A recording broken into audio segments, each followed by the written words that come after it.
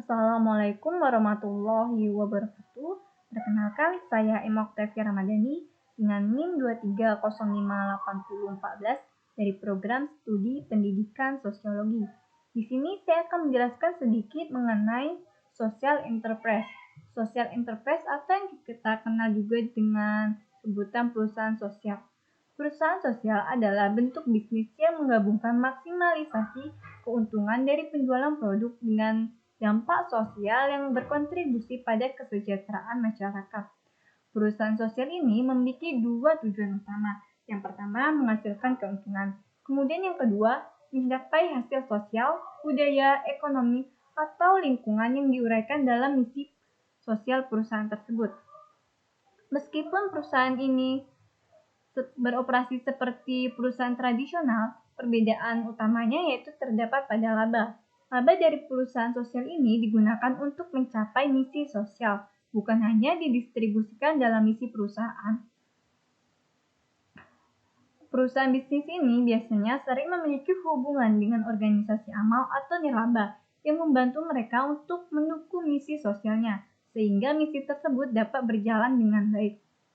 Dalam menjalankan perusahaan sosial tersebut, kita mengenal seorang wirausaha sosial. Nah, wirausaha sosial inilah adalah individu yang membangun bisnis dengan tujuan menyelesaikan isu sosial dan lingkungan. Mereka menggabungkan aspek kewirausahaan dengan fokus pada dampak sosial.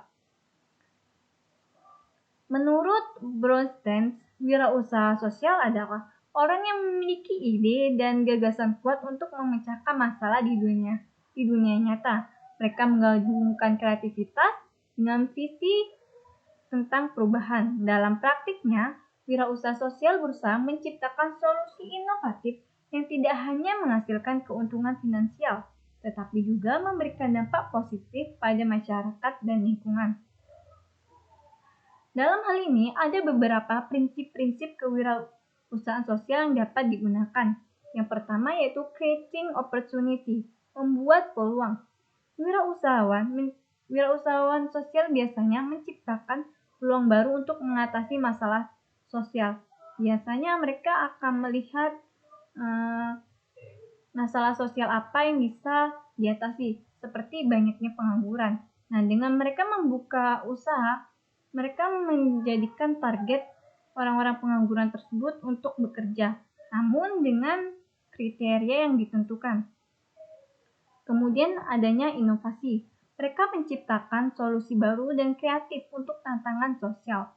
Kemudian yaitu memperhitungkan resiko. Wirausahawan sosial mempertimbangkan resiko dengan bijaksana dalam mengambil langkah-langkah untuk mencapai tujuan sosial mereka. Biasanya ketika mereka mengambil keputusan, mereka akan melakukan musyawarah atau memberikan masukan-masukan sehingga mereka bisa mengetahui bahwasanya apakah keputusan mereka akan memiliki dampak kepada masyarakat serta lingkungannya, apakah keputusan tersebut akan menimbulkan dampak negatif atau positif.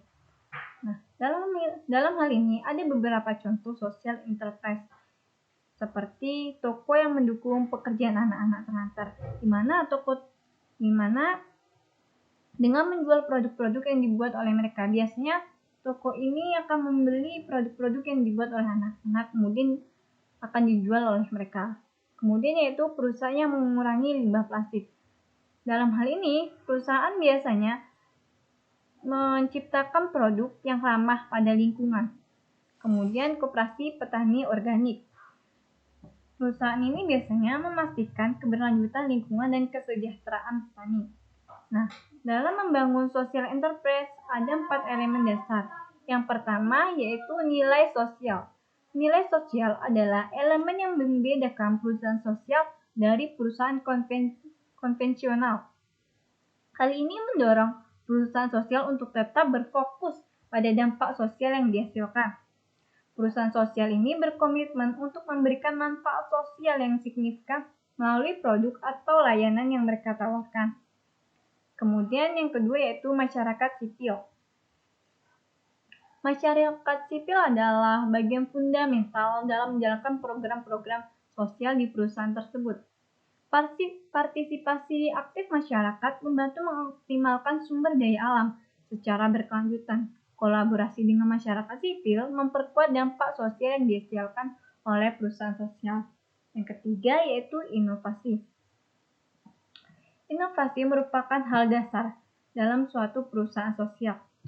Dalam menyelesaikan masalah sosial, perusahaan ini harus menciptakan solusi yang inovatif. Maksudnya, inovatif ini bisa memastikan keberlanjutan program sosial dan lingkungan yang dijalankan oleh perusahaan sosial. Kemudian yang keempat, aktivitas ekonomi.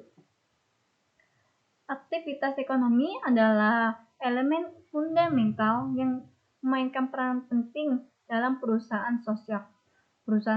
Apabila perusahaan sosial berhasil dengan menjaga keseimbangan antara profit dan dampak sosial, hal ini tentu akan menguntungkan perusahaan. Keuntungan yang dihasilkan digunakan untuk mendorong program-program sosial bagi masyarakat. Nah, dalam hal ini, ada beberapa strategi untuk mempercepat pengembangan produk, layanan, atau wirausaha sosial kita, seperti mendapatkan ide yang tepat.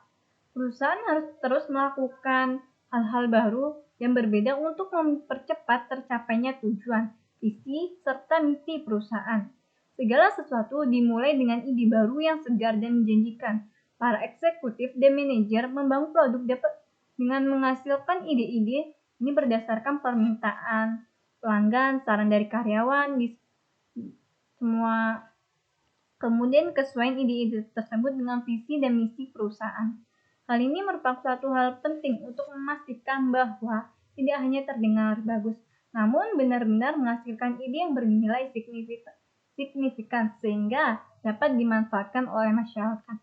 Kemudian yang kedua, menyeimbangkan rencana dan sumber daya. Kebanyakan dari kita menghadapi permasalahan antara sumber daya dan ide serta rencana yang berada di luar kemampuan perusahaan kita. Dengan menyeimbangkan perencanaan dan kapasitas, kita dapat menentukan siapa yang dapat melakukan apa, kapan, serta ke arah mana. Hal ini penting karena pada tahap ini membuat rencana yang realistis, seimbang, dan optimal. Ketiga, yaitu pemetaan rencana pengembangan mencakup semua tahapan, tujuan, dan sasaran. Inovasi